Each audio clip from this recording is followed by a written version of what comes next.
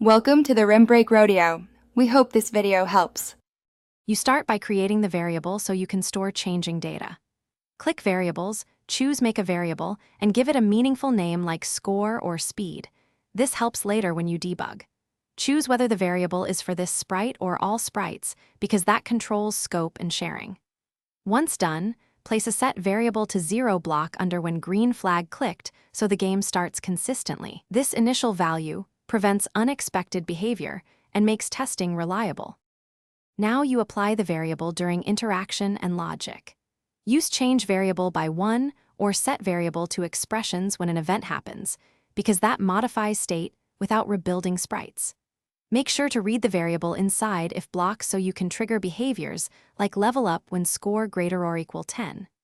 You can show the variable on stage for player feedback or hide it if it's for internal control. Choose visibility to reduce clutter, yet keep useful information visible.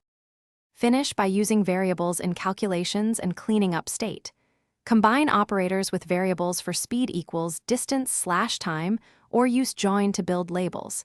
This gives dynamic displays and accurate behavior. Make sure to reset variables when changing scenes and consider cloud variables only for persistent, shared data. Finally, if values are wrong, check 2 common issues: variable scope, sprite versus all sprites, and whether you initialize the variable at the right time. Fixing those resolves most bugs quickly. Thanks for watching. Consider subscribing if we helped you.